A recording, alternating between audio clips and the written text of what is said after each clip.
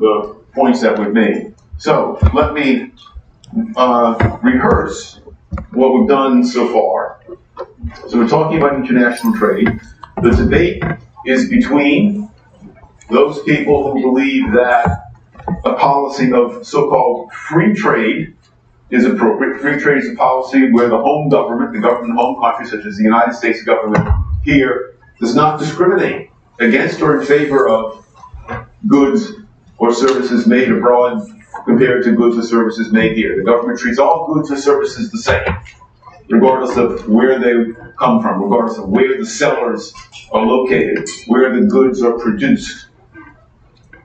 A policy of protectionism is a policy where the government does discriminate. The government puts penalties on domestic citizens who wish to purchase goods made abroad. The idea of protectionism is to make it more difficult, more costly for citizens in the home country to buy foreign-made goods in order to decrease the attractiveness of foreign-made goods in order to increase the attractiveness of domestically made products. We saw already that the claim that protectionism increases domestic employment is false.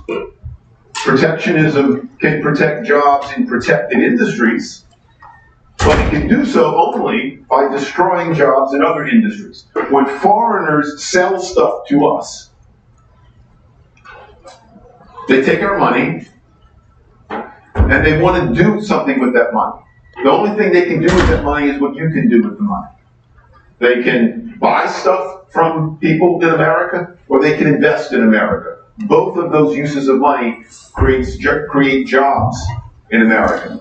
So the economic theory of trade says that trade, free trade or protectionism, has no impact on the total number of jobs in the economy. Trade policy instead impacts where the jobs are. With the policy of free trade, we tend to get more jobs in each country in those industries for which that country has a comparative advantage, and fewer jobs in industries in which the country has a comparative disadvantage.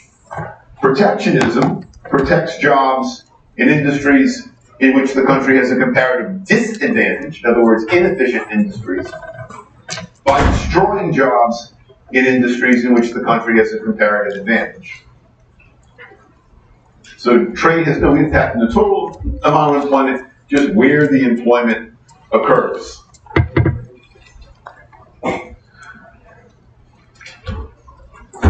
At the end of last week's class, we were talking about trade balances.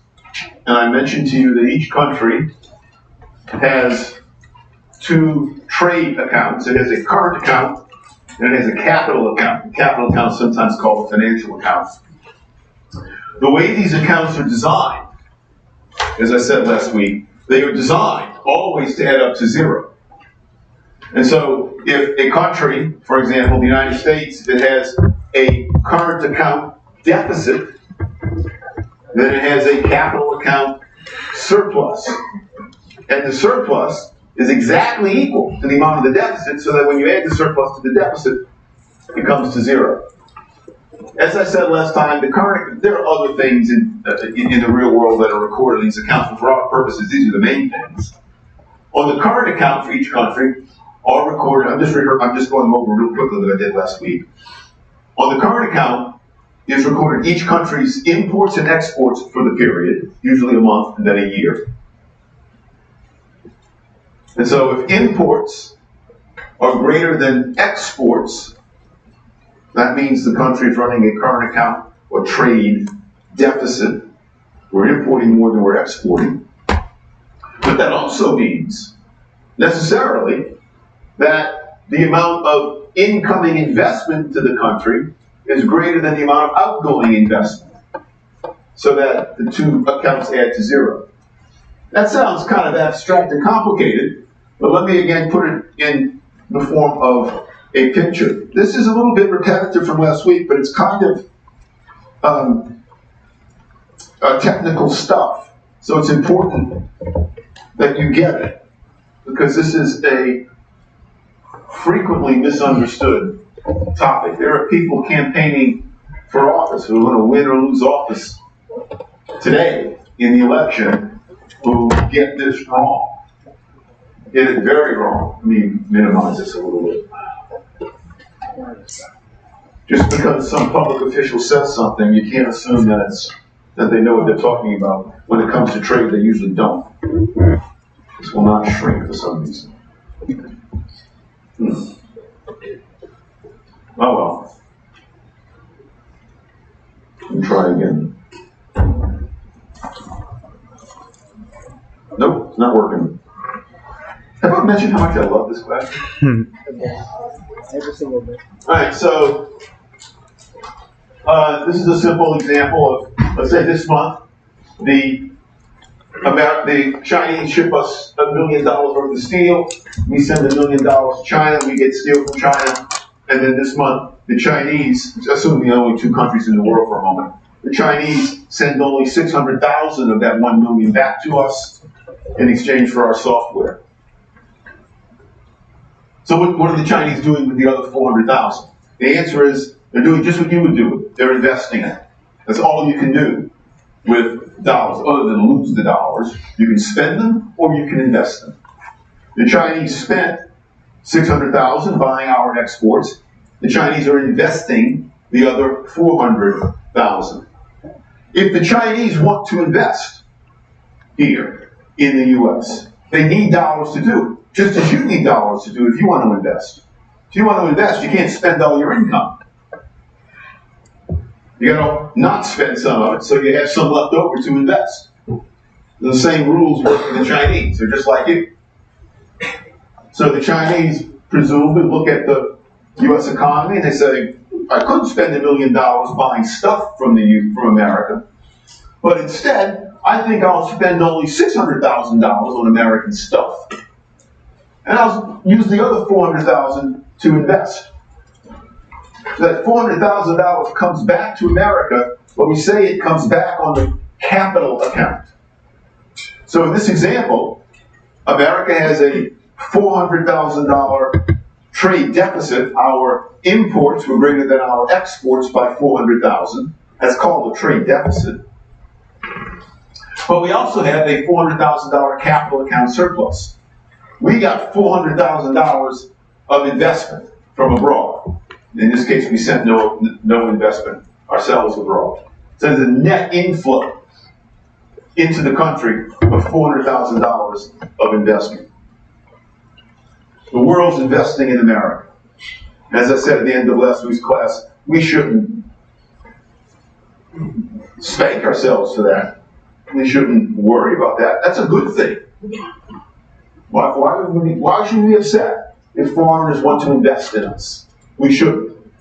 But whenever we run a trade deficit, all that means is foreigners want to invest in America. That's a good thing. Now let me go into some detail about investment. I think I started to do this a little bit last week, but I want to go into a little bit more detail.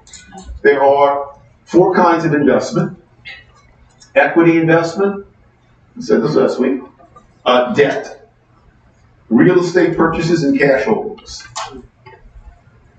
So when foreigners use some of their dollars to buy stock on the New York Stock Exchange, that's an equity investment, it's ownership. There are 2 kinds of equity investments. Equity investments can be active or they can be passive. Passive equity investments are ownership investments where the owner has no reasonable belief that he or she will exercise any control over the asset. A passive investment is an investment in which the owner has no reasonable belief that he or she will exercise any control over the asset. If you buy 10 shares of stock in Apple, you are technically a part owner of Apple, Inc. But there are millions of shares of Apple, Inc. out there. You own 10. owning only 10 shares of Apple Inc. gives you no active ability to control how Apple is operating. You can't go to Cupertino, California and march into Tim Cook's office and say, Tim, I'm an owner, I want to tell you what to do. The guards will prevent you from doing that. You technically, formally, legally do own shares in Apple. That's why we call you a shareholder. But you own so few that you don't exercise any control over how that asset is used. If you buy enough shares, then at some point you have a reasonable expectation of believing that you can have some say in how that asset is used. So if you buy enough shares of Apple, then Tim Cook will listen to you. Tim Cook's the CEO of Apple. He'll listen to you. As you know, Elon Musk just bought Twitter. So we say Elon Musk is an active owner in Twitter. He now owns it. He can do with it whatever he wants. It's his. If he owned only 10 shares of Twitter, he couldn't do whatever he wanted because he would own only 10 shares. So when people invest passively in equity, they're not doing it in order to control the asset. They're doing it in the hopes that the asset's going to go up in value. So when someone in China or Ireland or Pakistan buys shares in American corporations, a handful of shares, they do so for the very same reason you do. They don't want to control it. They simply want to, they're simply hoping, as you do, that the share price will rise so that they can sell it in the future at a higher price or get dividends as dividends are paid on the shares. Foreigners engage both in passive and in active investment. The most full kind of active investment by foreigners in another country, so by foreigners in America, for example, is something called foreign direct investment. Foreign direct investment. It's called FDI. Well, the acronym is FDI. Foreign direct investment. I think I mentioned last week that there is a woman living in Paris who owns an Italian restaurant in downtown Fairfax. She owns the whole thing. That's foreign direct investment. She created a new firm in America, and she controls it. That's an active investment. Foreigners do both sorts, just as we Americans do both sorts.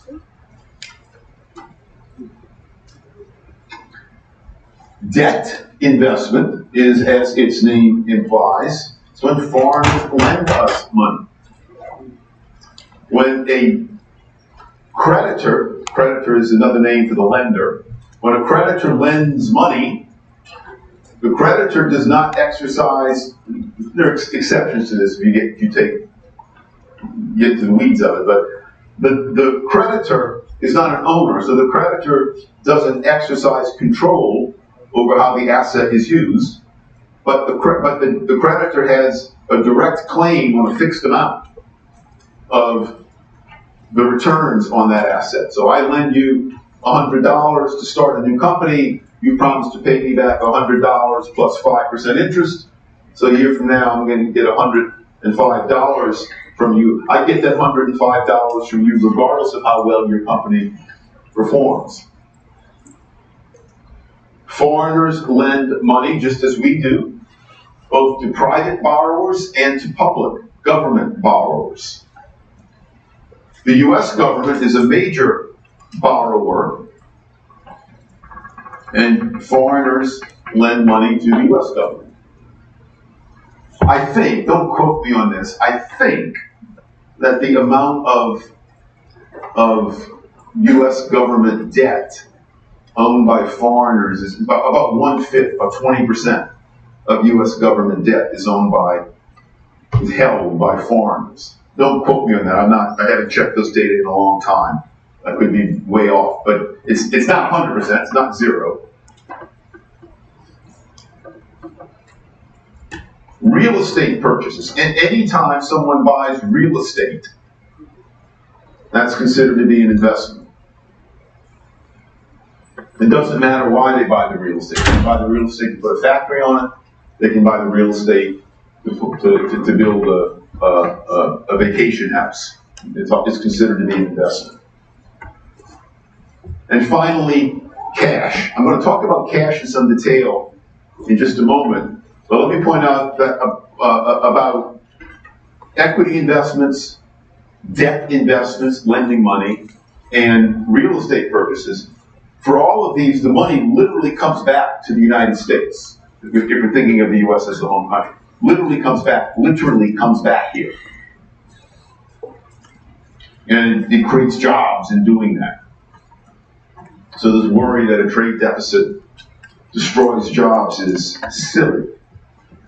But suppose, what about cash? Suppose foreigners just hold on to American dollars indefinitely. They just keep them. They stuff them under their mattresses, put them behind their walls, and never ever spend them.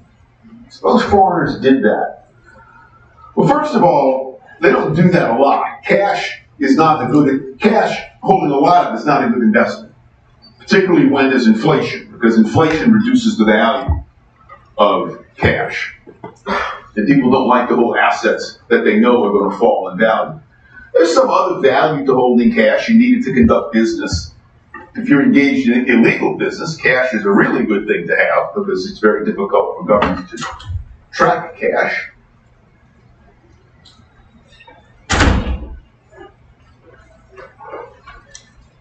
But what if foreigners keep a lot of cash? Literally hoard a lot of Federal Reserve notes. Would that be bad for America?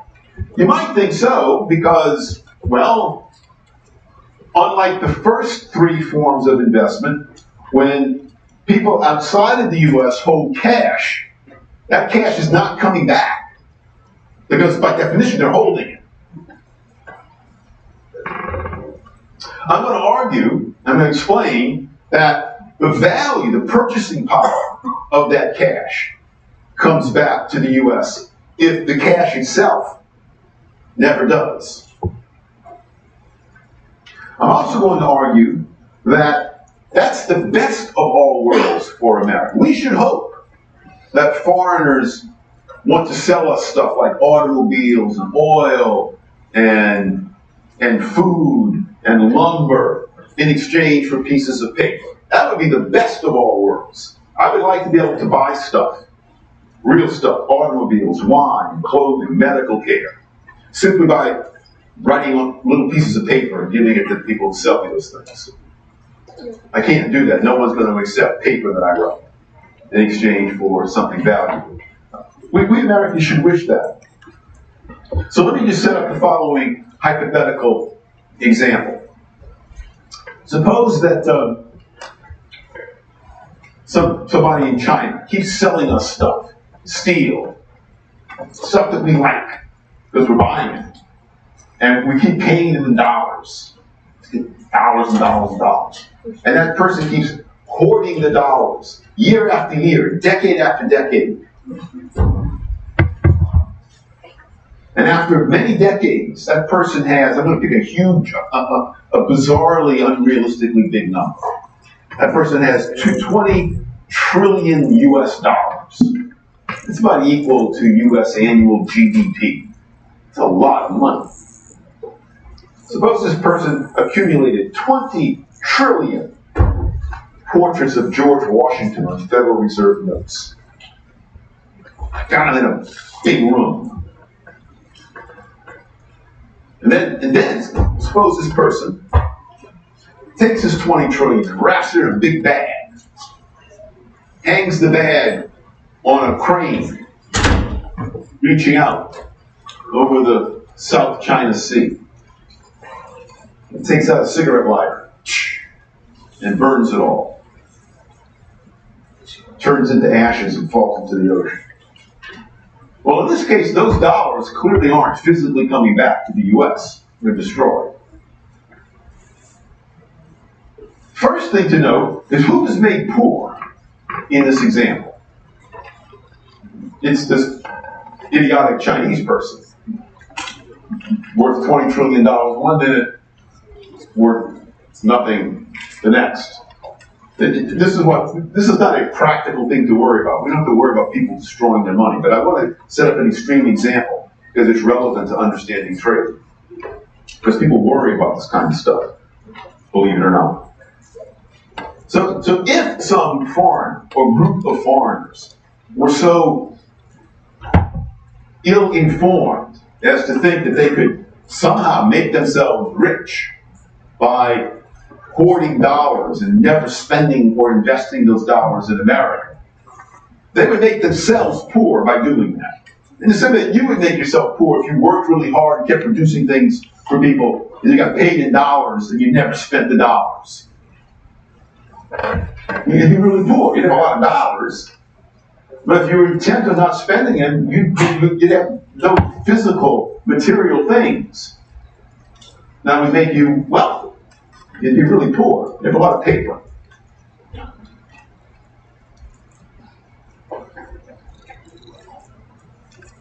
But the purchasing power in those dollars comes back to the U.S. The purchasing power in those dollars comes back to the U.S. through a process that we call the real cash balance effect.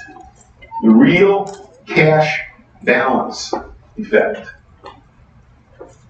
The real cash balance effect says that the value, this is one of the things it says, this is for our purposes, the value of money taken out of circulation. The value of money taken out of circulation gets transported into the value of money that remains in circulation. I'll explain that in a moment. The value of money taken out of circulation, like as when you burn the money,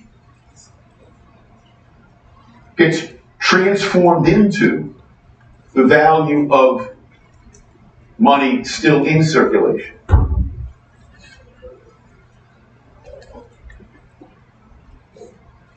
Here's what's going on. So, sticking with this example of this person earning a lot of money, earning $20 trillion US dollars.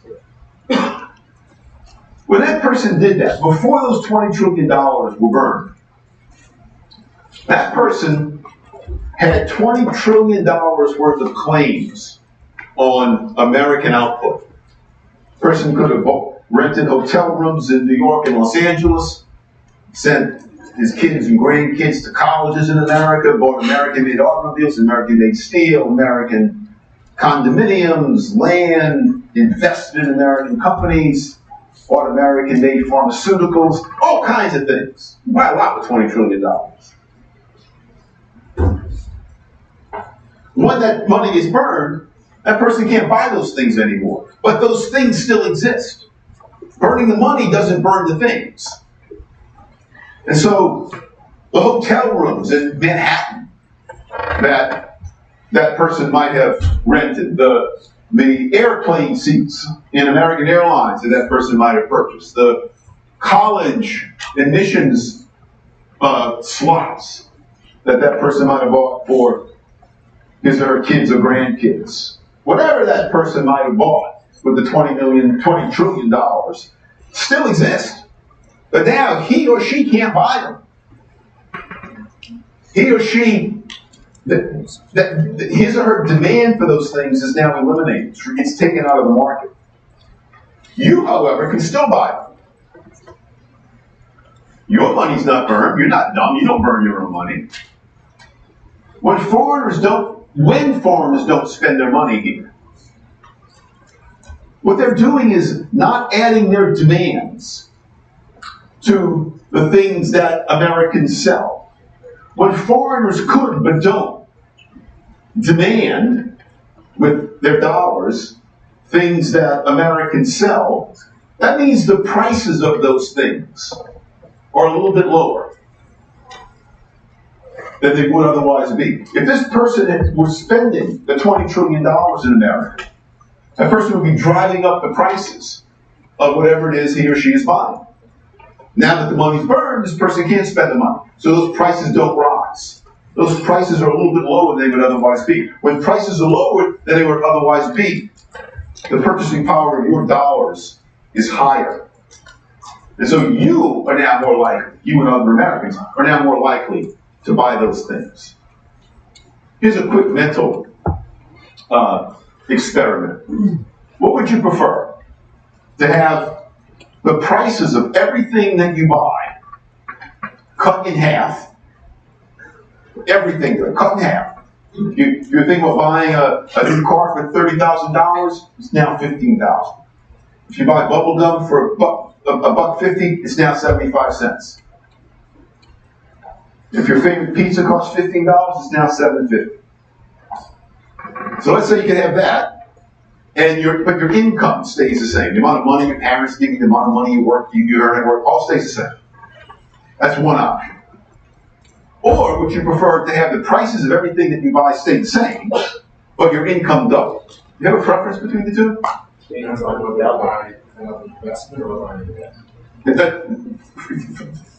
Fair enough. Assume you're not in debt. The point is, you should be indifferent between the two. Right? Well, what matters is not the prices of things are meaningless unless you know how much money you have. The amount of money you have is meaningless unless you know what the prices of things are.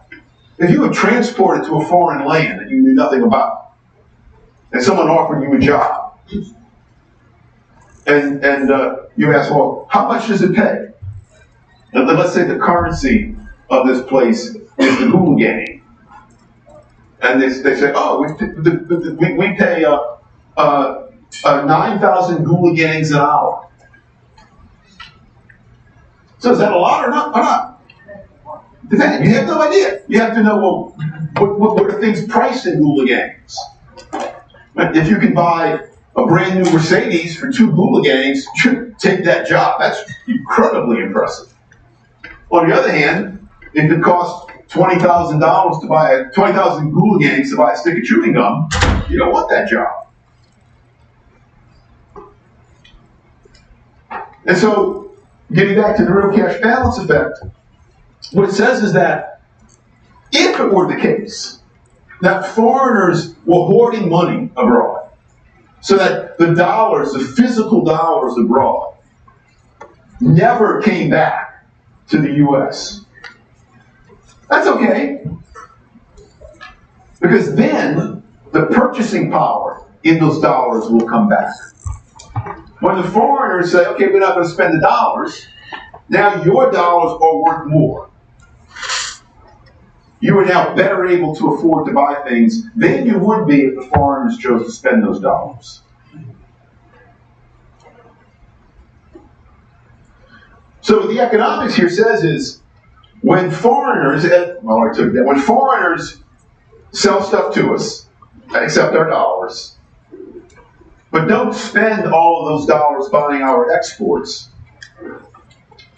those dollars or the purchasing power in them inevitably come back to America.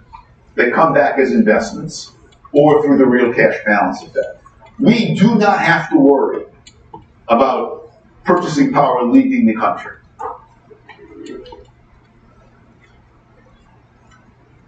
Let me pause a moment and say I'm using the dollar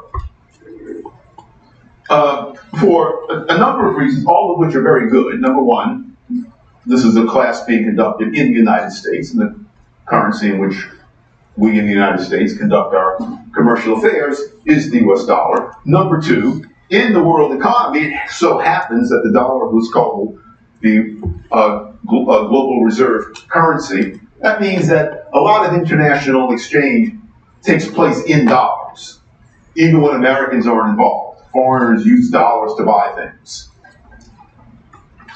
It's another good thing for America. But nothing that I say depends upon the centrality of the dollar. What I say is true for any currency. The details get a little bit more involved if we're talking about a less prevalent currency. If we're talking about the Mexican peso, the Brazilian real, or even the euro, European euro. But the logic is the same. No one, no matter where they are in the world, has to worry that when their fellow citizens buy stuff from foreigners, that somehow there'll be a net loss of jobs in that home country. There's no evidence that that happens, although people worry about it quite a lot. I want to talk about wages in just a moment, but before I do that, I want to pause and explain why I used an example of $20 trillion. It's an unrealistically large sum of money. I mean, even Elon Musk would be a pauper compared to someone worth $20 trillion. That's a phenomenally large amount of money. I use a big sum of money so you can get your head around the example. But it's important to recognize that just because we can't see some consequence, just because maybe the amount of money involved is small, and it's hard to actually detect the consequences. If some foreigner abroad accidentally burned a $100 bill, that's not a lot of money. The foreigner's upset. It's not going to change his or her life, probably. It's hard to imagine it's going to have a big impact here at home. But even that $100 bill, if it gets burned, you benefit. You'll never notice it, but you benefit a little bit. Teeny weeny amount. Just because we can't see something doesn't mean it's not real. Imagine that you're standing beside a giant swimming pool, 3 times, 4 times the size of an Olympic-sized swimming pool. Gigantic swimming pool. And people are diving in and out, jumping in, going out. And I'm standing next to you, and I have a dime. It's a US dime. A dime is the physically smallest piece of US money. It's smaller even than a penny, even though it's worth 10 times more. And I throw the dime into the swimming pool. And I ask you, what happens to the water level in the swimming pool? I throw the dime in the swimming pool. What happens to the water level? It rises. It goes up. It has to go up. There's no way you'd see it. There's no way you could have a measuring device that would detect the rise in the water level. But you know, simply by the laws of physics, the water level in the pool has to be higher if the dime is in it than if the dime isn't. Because the dime is in the bottom of the pool, it's displacing water, causing the water level to be higher. The fact that you can't see it doesn't mean it's not real. So when a handful of dollars, relatively small handful of dollars, goes outside of the country, gets lost, gets hoarded, gets stuffed into a Turkish mattress, that doesn't mean that the purchasing power doesn't come back here. The prices of the things you buy are a little bit lower than they would otherwise be over time. And so you buy more than you otherwise would. As a result, you and other Americans. The third major consequence that people worry about with trade is wages. So the first is jobs. Oh, I have one other thing to talk to you about regarding the trade deficit before I go on to wages. I'm sorry I can't, no, this works out okay. So I think I put one of these up last week. This is an example of 3 countries. Assume these are the only 3 countries in the world. China, the US and Brazil. And in this case, each country has imports equal to its exports. So no country is running a trade deficit or current account deficit or surplus. There's no investment taking place. Americans buy $1 million worth of steel from China. The Chinese buy $1 million worth of coffee from Brazil. The Brazilians buy $1 million worth of software from America. So we would say in this example that no country runs a trade deficit or has a trade surplus. But some might say, and some people do say, oh, America has a trade deficit with China. You hear this talk all the time. When I was your age, it was with Japan. When you're my age, it will be with some other country, probably some sub-Saharan African country. You're my age, America has a trade deficit with Zambia. You should worry about that. So here's a world of more than two countries. In this, again, no country has a trade deficit or trade surplus in this example.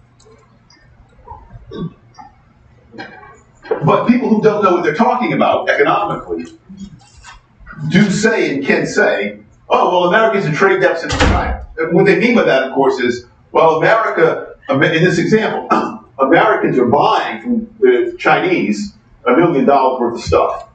And the Chinese are buying from America nothing. But so what? The Chinese are using the dollars to buy coffee from Brazil, and the Brazilians are sending the dollars back to America. It doesn't matter whether the Brazilians buy the software from us or whether the Chinese do so directly. Utterly irrelevant. Who buys the software? In a world of more than two countries, which our world is, we have almost 200. In a world of more than two countries, there is zero reason to expect that any pair of countries will have with each other what's called balanced trade.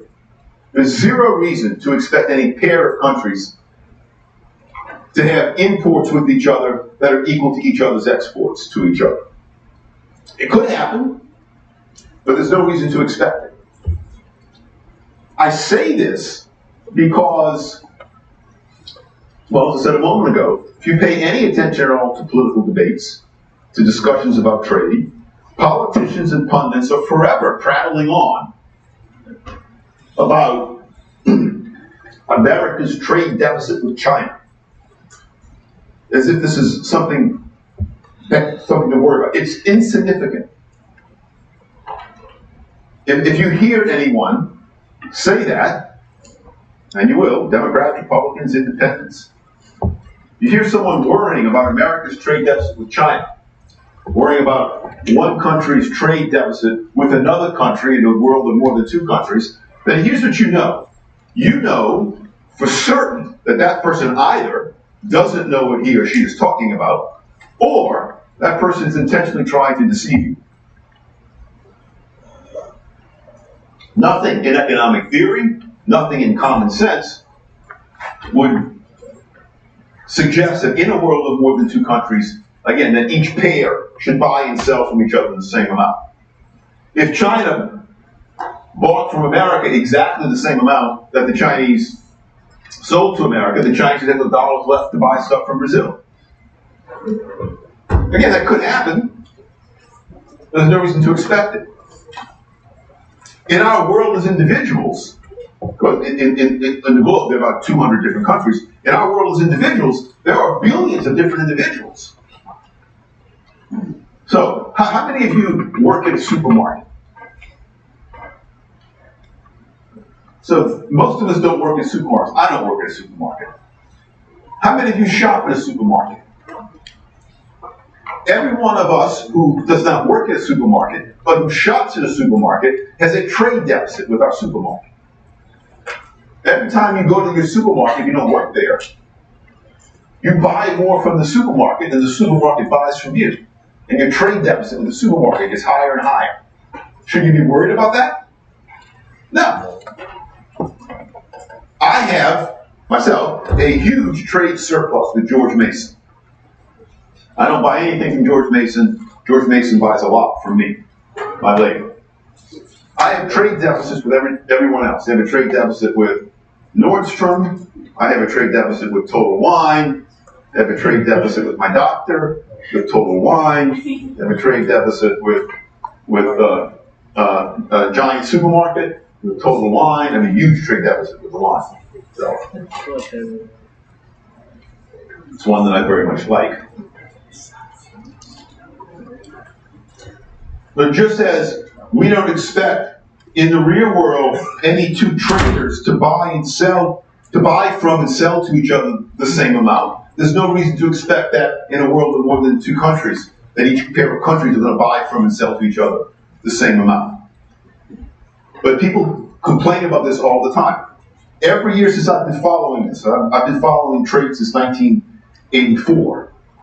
Every year that have been introduced in Congress, bills, some of them have even passed in one form or another, bills to punish foreign countries with whom America has a trade deficit. The foreign countries are always, well, it used to be Japan, now it's China. The argument is that, well, if America is running a trade deficit with China, as we are here in this example, China must be doing something wrong. They must be playing unfair. The claim is that if China were playing fair, then they would buy from us the same amount as we buy from them. It's just stupid. There's no other word for it. It's just ignorant. There's no reason to expect that. It may be that China is playing unfair by trade, but you can't conclude that if we have a trade deficit with China, that somehow there's something wrong with the way China is trading with it, that the Chinese are up to no good. The Chinese are defrauding us, or tricking us, or outsmarting us, or outcompeting us at trade. It would be as ludicrous as me saying that if you don't work at a supermarket, but you shop at a supermarket and you have a trade deficit, therefore, with that supermarket, then somehow the supermarket is playing unfair with you.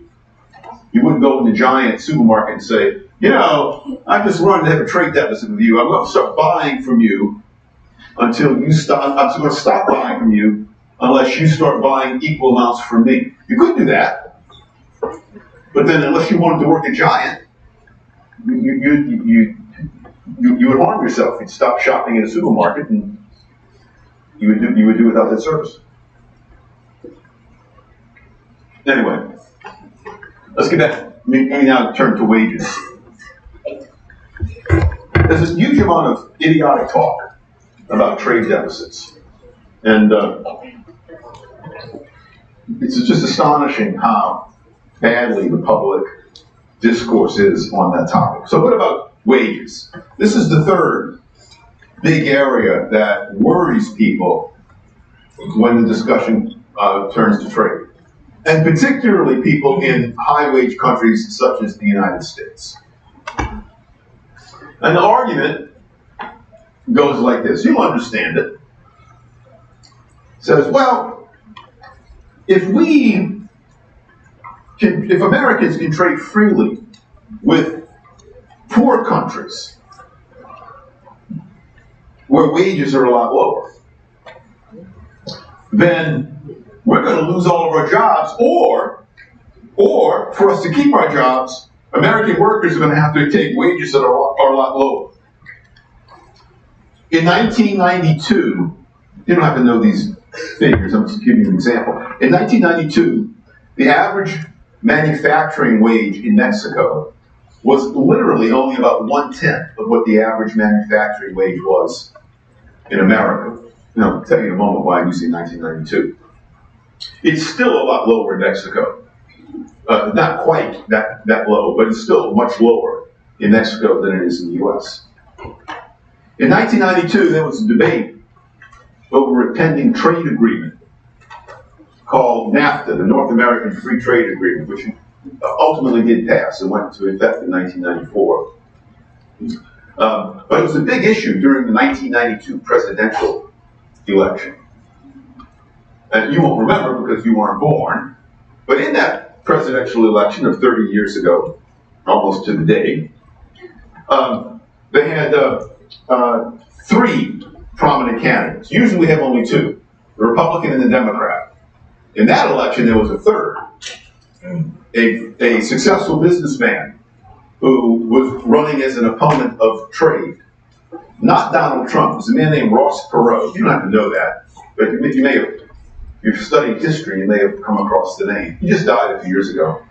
Ross Perot was the most successful third-party presidential candidate in modern American history. He got 19% of the popular vote in 1992. In another lecture coming up in a couple of weeks, I'm going to tell you more about Ross Perot in a different context.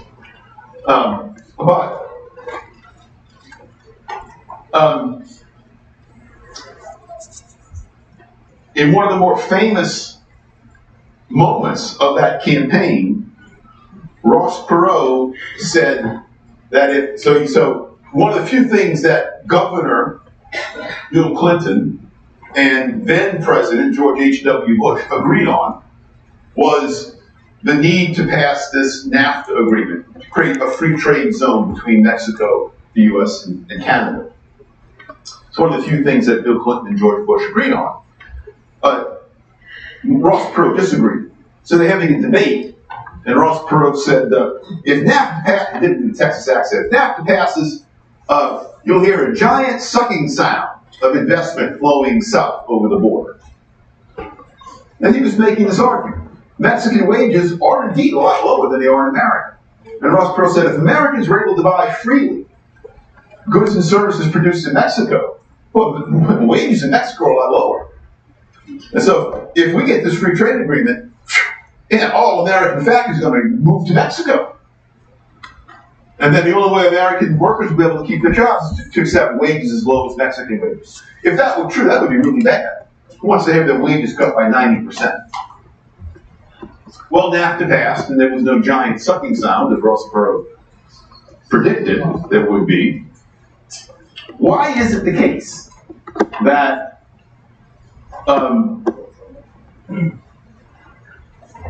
differences in wages are not differences in wages across countries, low-wage countries versus high-wage countries? Why shouldn't workers in high-wage countries fear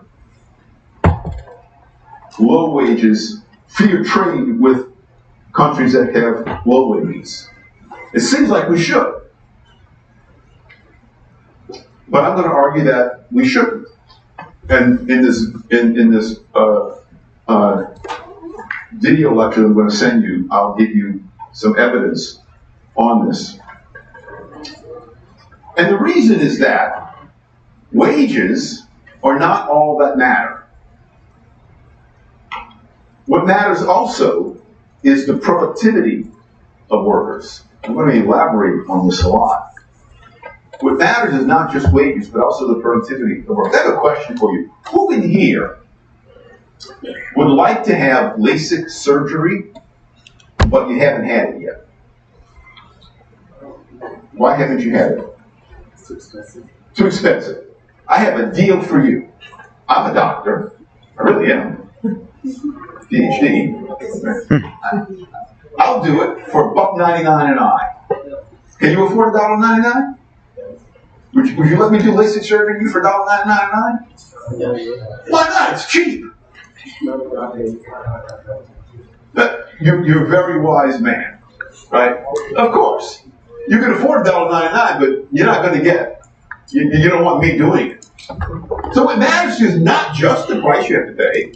What matters is what you get for what you buy.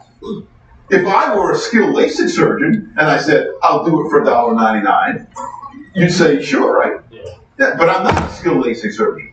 And so you look at me and say, wow, he's not very productive at doing LASIK surgery. I don't think I'll hire him even though he's really cheap doing that. It's a good thing. If I perform LASIK surgery on you, you would be blind and I would be sued.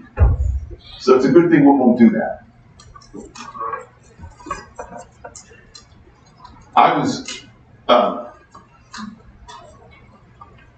was born and raised in New Orleans, and one of my memories as a child, my dad, when I was 9 years old, took me to the very first New Orleans Saints regular season game. It was 1967. in Tulane Stadium. Really hot day. I was really excited that my home city finally had an NFL franchise. I remember very well. They were on the Saints were playing the Los Angeles Rams. Rams kicked off to the Saints. I remember this very clearly. Saints, they took the opening kickoff. The guy ran it back for a touchdown.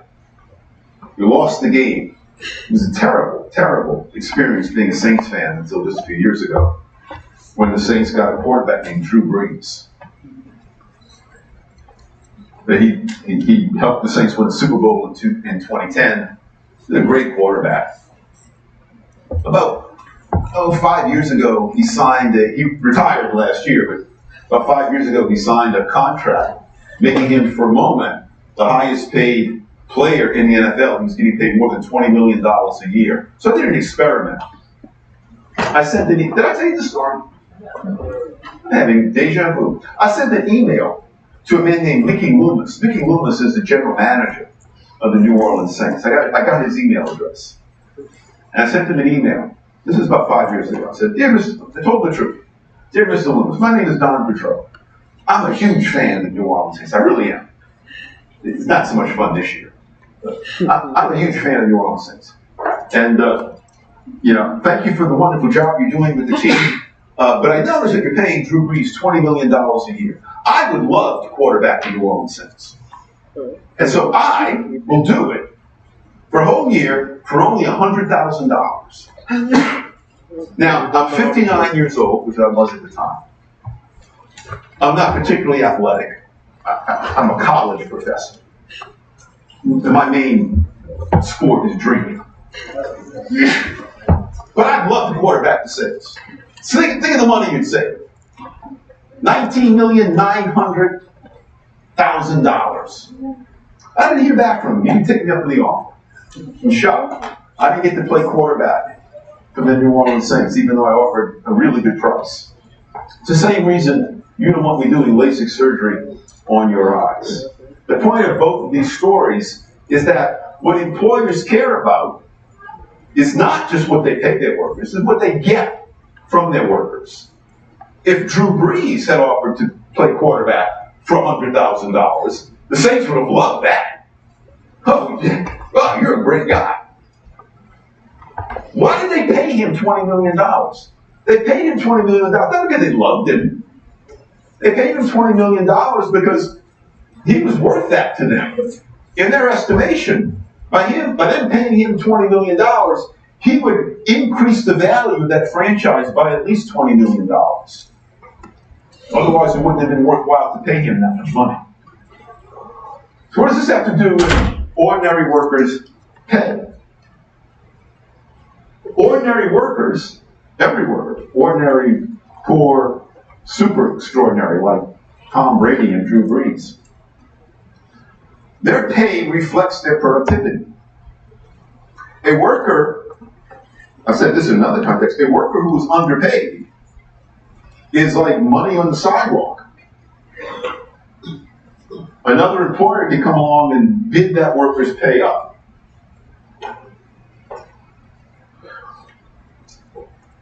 When we see two different countries with two different kinds of wages, two different big differences in their wages, what economists see is one country has very low worker productivity and another country has higher worker productivity. If Mexico, I'm just going to use Mexico as an example from 1992, because I was talking about it earlier. If Mexican wages are 1/10 the wages of Americans, then it must be the case, says the economist, that Mexican workers are only 1/10 as productive as American workers. That's why their wages are low. Those wages aren't low because Mexican workers are a particular bargain. Those wages are low because Mexican workers are not very productive. Now, the reason they're not very productive is not for anything personal. They're not very productive because they don't have a lot of capital to work with. They don't have a lot of fishing nets to work with. For whatever reason, the amount of capital in Mexico is about 1/10 per worker. The amount of capital available in America for workers to work with. The typical Mexican worker doesn't have as many tools, doesn't have tools that are as good, as sophisticated, as reliable, as are the tools that American workers have to work with. American workers have far more and better tools to work with than do Mexican workers. Meaning each American worker can produce a lot more per hour than can each Mexican worker. If you take the workers and you switch them, you take workers in America, you put them in Mexico, you take workers in Mexico, you put them in America, same thing. The workers in Mexico would still be only about 1/10 as productive, and they get paid only about 1/10 what American workers get paid. In other words, the low wages paid to workers in Mexico are not an advantage, as I said earlier. They're just a reflection of the fact that Mexican workers aren't as productive as American workers. So therefore, there's no reason to worry about having free trade with a country such as Mexico, even though its wages are a lot lower. Because there's no reason why companies would want to particularly move there. There's a reason why, we can guess what it might be, there's a reason why investment in Mexico isn't as high as it is. Why in Mexico having investors build factories as extensive and as well equipped as investors have built in America? Whatever the reason, whatever they are, that's why Mexican workers aren't very productive compared to American workers.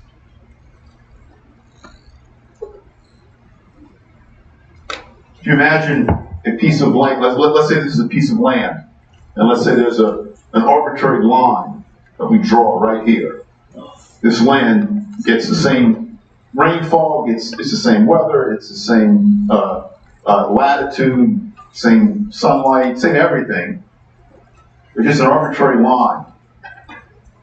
And on this side of the line is a worker called Sam. Sam has the latest John Deere tractor combine to work with, all the best pesticides, insecticides, fertilizers. Let's say this land is used to grow corn. On this side is a worker. It's called the worker Joe. And all Joe has to work with is a handheld hoe. And they both go to work growing corn. Who's going to grow more corn per hour? Sam.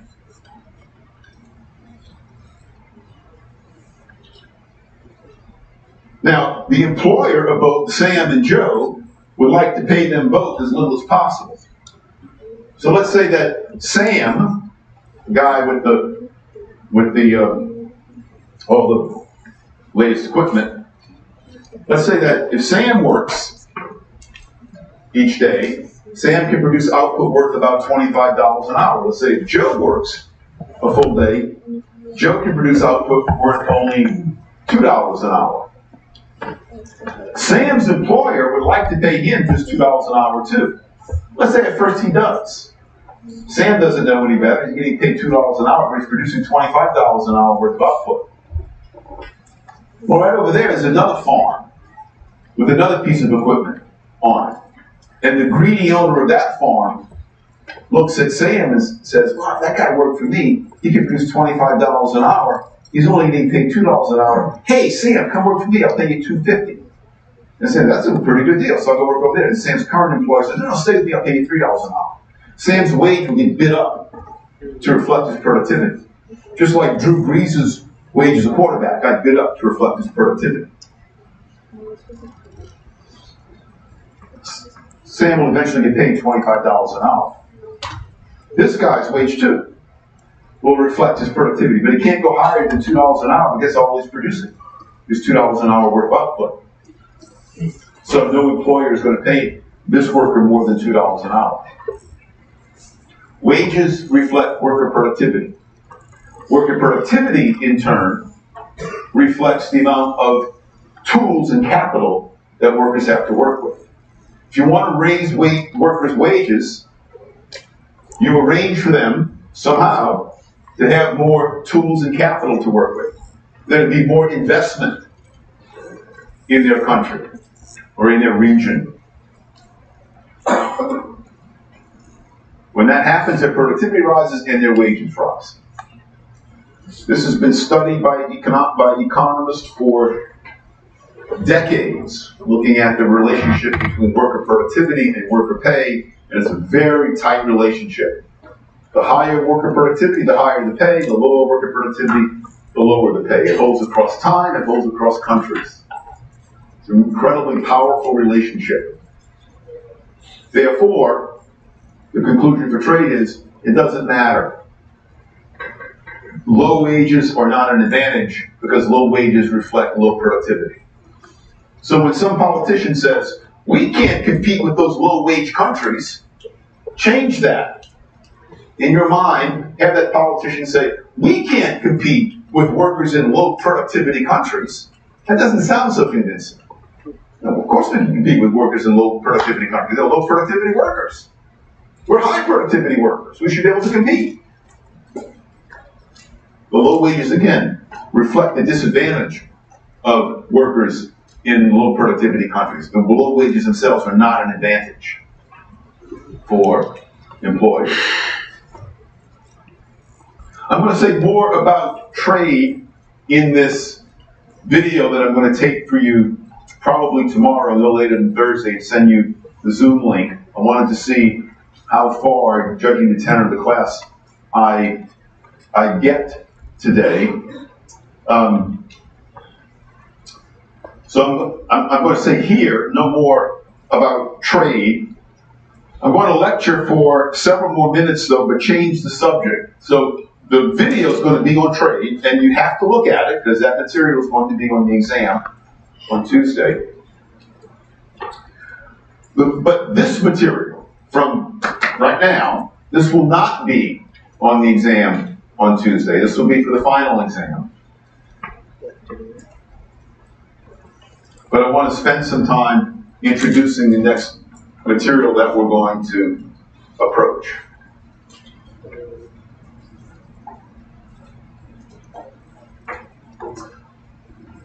So most goods and services, yeah. Nope. So the problems that I gave you last time, they give you the form of how the test is going to be. Same form. Yep.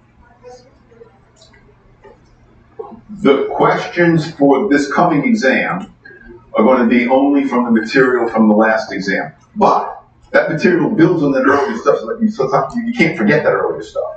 But the material that I draw is only from the last exam. Okay, so let me be clear, it's a little bit confusing because we had that fire thing 2 weeks ago. I'm still going to send you, I'm repeating myself now, but it's important. I'm going to send you a video with more discussion about trade that you'll have to look at before the next exam, because that material will be on the exam, this coming exam. I'm now going to shift gears, however, to talk about another topic that I will not hold you responsible for the next exam, but it will be stuff that will be on the final exam.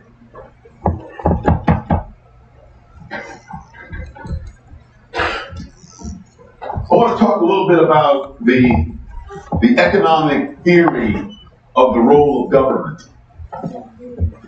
The economic theory of the role of government. Most goods and services are what economists call private goods. And by that we mean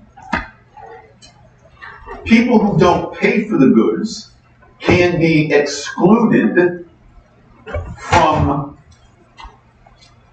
enjoying the goods. If someone can be excluded from enjoying the good, then that fact gives people the incentive to pay for it if they want it badly enough. If you're hungry and you walk into a McDonald's restaurant and you look at one of the hamburgers and say, I'd like that hamburger. And the McDonald's person will say, well, you can have it, but you got to pay for it. And if you really want it, you'll pay for it. If you don't, you won't. But if you don't pay for it, you don't get the hamburger. So if you want it badly enough, you have an incentive to pay for it. Because you can be excluded from getting it. When people can be excluded from enjoying a good or service, those persons who value that good or service have an incentive to pay for it. Therefore, private businesses have an incentive to produce it and provide it. McDonald's doesn't do what it does because it loves its customers. McDonald's does what it does because it wants to make money for its shareholders. And it knows that it can do that because when it produces its hamburgers, its customers have an incentive to pay for those hamburgers because customers who don't get the hamburgers. However, there are some goods that economists call public goods. Public goods. A true public good is a good that persons cannot be excluded from enjoying once it is supplied. Persons cannot be excluded from enjoying once it is supplied. The classic example of a public good is national defense. So if you're within the geographic boundaries of the U.S. and someone is supplying national defense services for the U.S., everyone in the geographic region gets to enjoy that defense. No one can be excluded from enjoying it. Everyone within the U.S. enjoys it, or gets to experience it. Another example might be pollution abatement, reducing pollution. If you live in Los Angeles or visit Los Angeles, and someone goes to the trouble to reduce pollution in the Los Angeles basin, then everyone who's in LA gets to breathe the air that's cleaner, which is a benefit for everyone. And no one in that area can be excluded from enjoying the clean air. When people can't be excluded from enjoying something of value, they no longer have the incentive to pay for it.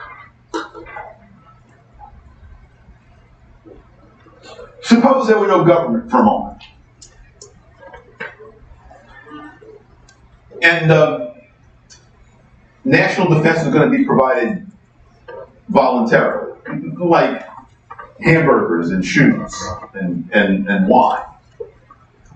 So I want to go into the national defense business because I think people want national defense. So I go around and I'm an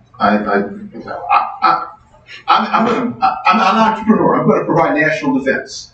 I'm going to build a Navy, I'm going to build an Air Force and have an Army, and I'm going to defend the borders of America. And I want you to help pay for it because I need resources to do it. So I ask you, do you value the national defense? And you're going to pay me the amount you say you value. Here's how you're going to think. You're going to think to yourself, probably. It's plausible. You might think to yourself, wow, that's great. I really value national defense. I've been worrying about the Canadians invading and forcing us all to play ice hockey. So you're thinking this to yourself. It'd be great if he supplies national defense. But you also think, if he supplies it, and I don't pay for it, I still get to enjoy it. So you tell me, he said, no, I don't value national defense. I don't want to pay for it. Well, I'm not the government, I can't force you to pay for it. So, okay, so I go to you. You value national defense. And you think the same thing. You think, oh, yeah, I'm really worried about the Mexicans invading. Canadians invading. Russians invading. You'd really be happy to have someone protect you from that horror. But it'd be better if you could get it without paying for it. The point is, even if all of us value national defense, if we can't be excluded from enjoying it once it's provided, then none of us has the incentive to pay for it. Therefore, trying to provide it privately, voluntarily, means that the provider won't get enough resources to provide it. If I'm the private company trying to supply national defense, not enough people are going to pay for it. Because everyone reasons as he does. I'd love to have it, but I know even if I don't pay for it, if other people pay for it, I'll get to enjoy it. If everyone thinks that way, no one pays. Everyone, in other words, tries to free ride on other people's purchases of the good. I'm hoping you pay for it, you're hoping I pay for it. As a result, no one pays for it. Same thing with pollution abatement. Hey, would you like to clean the air? I'd love to clean the air. How much will you pay for it? Well, nothing. If other people are going to pay for it, I'll get to enjoy it. I'd be willing to pay for it if I had to, but even better for me is not paying for it and getting to consume it. Everybody thinks that way. So thus we have a theory of the need for government. It's a very minimal theory.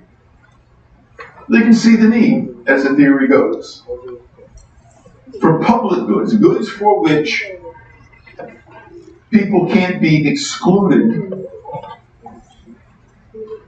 from enjoying the goods or services. Because those people don't have an incentive to pay voluntarily, we have to force them to pay. We have a name for forcing people to pay something. You know what that name is? Taxes. A tax.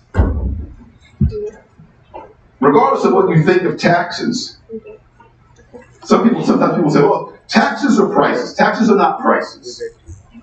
Taxes are forced payments. That's the very logic of taxes. If we didn't have to force people to pay for national defense, we wouldn't need to tax people to pay for it. We don't tax people to provide hamburgers. We don't tax people to provide shoes.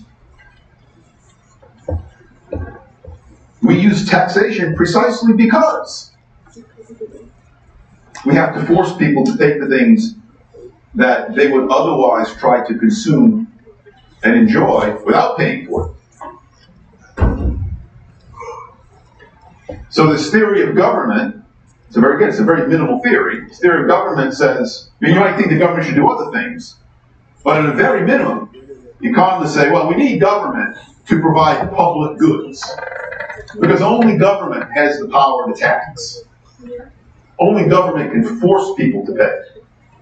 When the government approaches you and says, the government doesn't ask you, how much would you like to pay in taxes? The government says, you owe this much in taxes, and you don't get the bargain. If you don't pay, they put you in a cage. So you have to pay. Thus, that's how government gets the resources it needs to build the military, get the resources it needs to do pollution abatement, gets the resources that it needs to do whatever else it does. Understand, a lot of what government does is not a public good. This is a government-owned school and operated school. George Mason's a state university, as you know. But education is not a public good. It's a good that's provided by government, but we know education can be provided privately. There are a lot of private universities because people can be excluded from getting an education if they don't pay. If you don't pay, you don't get the. In fact, George Mason will exclude you if you don't pay. So just because something is provided by government doesn't mean it's a public good. But if something is a public good, the theory goes, it can only be supplied by government because it needs to be paid for with taxes, and only government can tax. So we allow government the power to tax us, but now we have another problem. The power to tax is incredibly dangerous. If you give the government the power to tax, that's the power to order people to do something. That power can be abused. So now we need to have some decision-making mechanism about how much government is going to tax. Well, you know the way it was done in the past. It was done, we had monarchy. We had a king, we had a queen. And so the king and queen got to decide. The king says, we're going to tax this much. Queen says, we're going to tax that much. Age of democracy comes along about 300 years ago. People say, we don't like that idea. We want to have democratic decision making. Pretty good idea, by the way. Because if the people are going to be taxed, who's talking? The people are going to be taxed to supply things for them. They should have a say in how much they're going to be taxed and for what they are going to be taxed. If we leave it up to a king or queen, a monarch, or a tiny handful of decision makers, some clique of oligarchs, they're unlikely to get it right. So to make what are called collective decisions, we want the decision to be made collectively. Democracy is a means of making a collective decision. We're going to look a lot at democracy, particularly after next week's exam.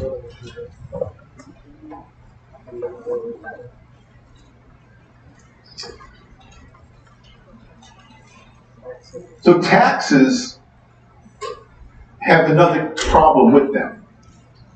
They're pretty much uniform. I mean, you can change them a little bit. But whatever the government does is pretty much something that everybody has to live with. You can't individualize it, unlike what you eat and what you wear. You can each individually choose what kind of clothes you're going to wear, what kind of food you eat, how you spend your leisure, what kind of music you listen to, how you wear your hair, where you vacation. All of those decisions are highly individualized. But when government does something, it does something for the entire group. It's not highly individualized. Suppose there were a thermostat in this room that I can control. There is a thermostat in this room, I can't control it. I'm not sure where it is. But suppose there's a thermostat here that controls the heat or coolness of the room. And I can raise it or lower it. And there are more than 100 people in here right now. And each of us, as an individual, has a preference for what the best temperature of the room should be.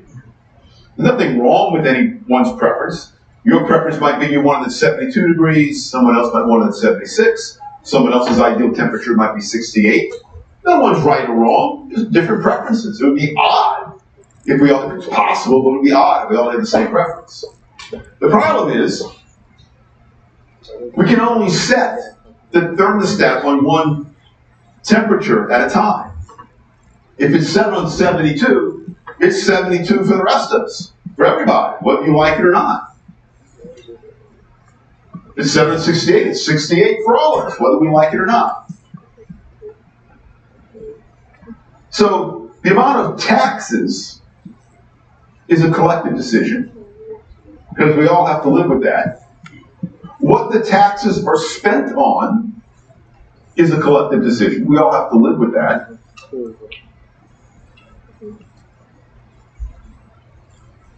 And not just our instincts, but our history tells us that it's not a good idea to leave it up to one person to make that decision. We could. You could appoint me as a dictator.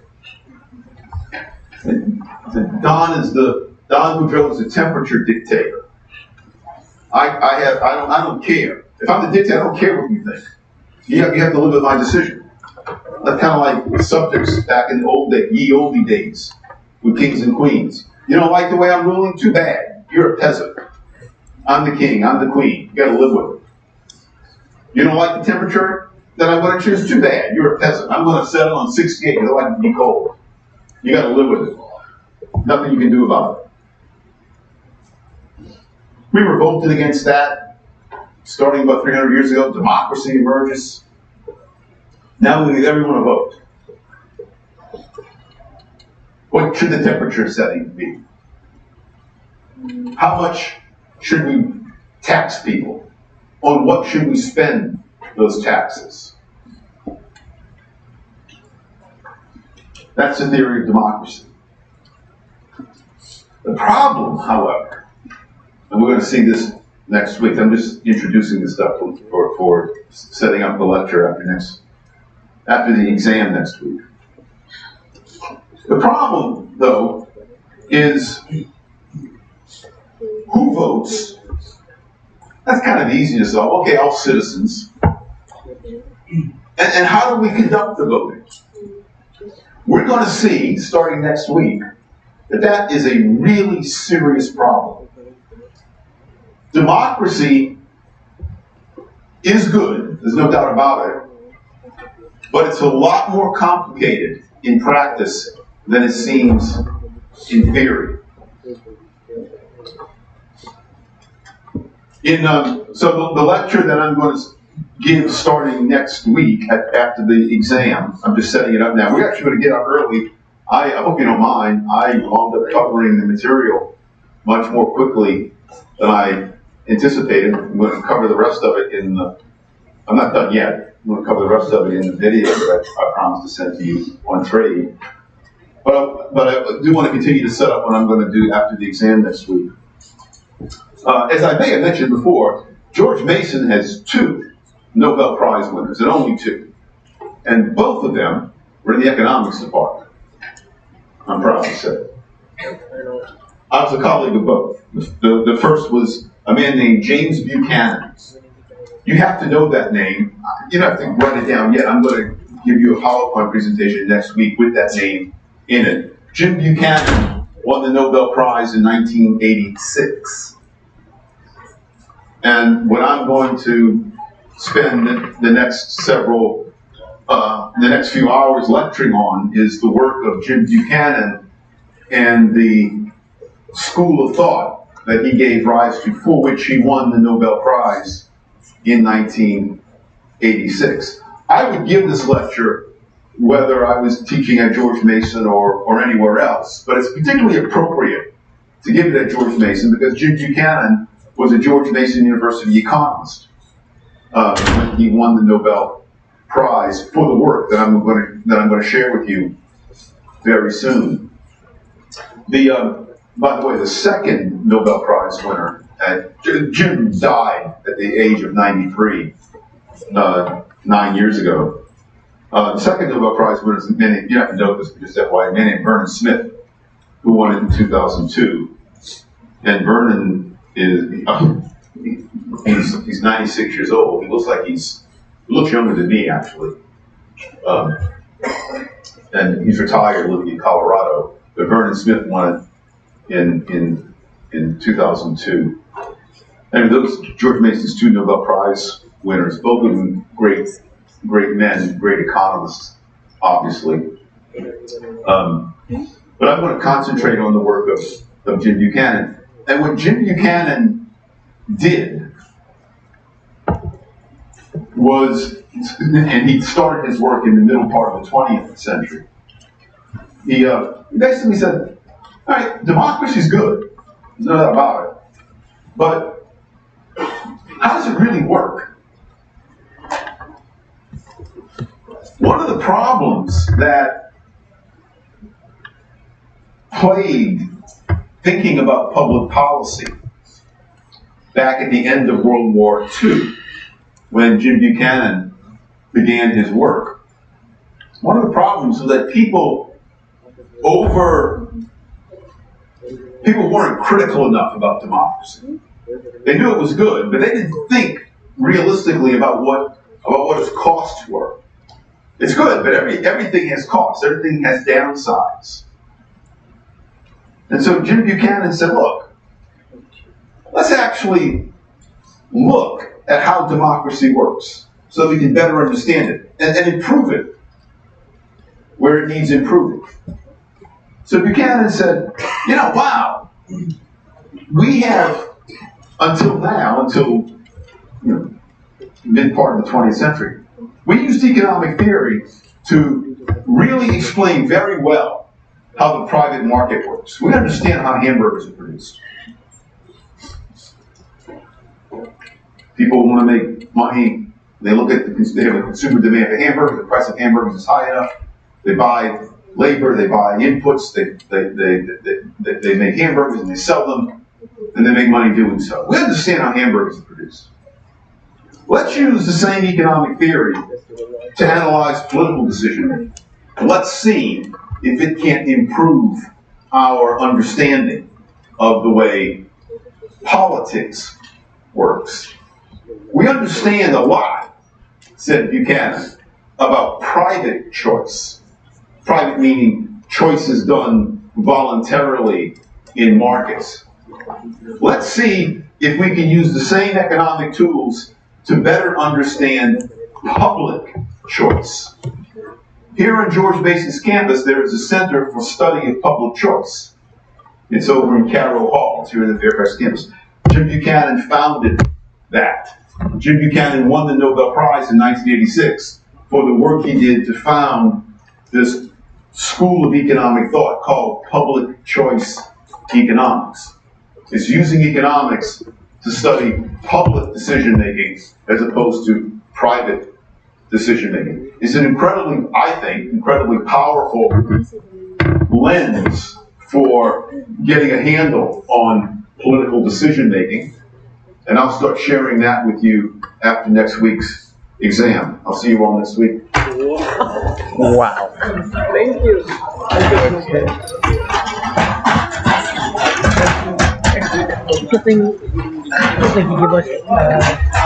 I mean, he could have lectured what he has left to say right now.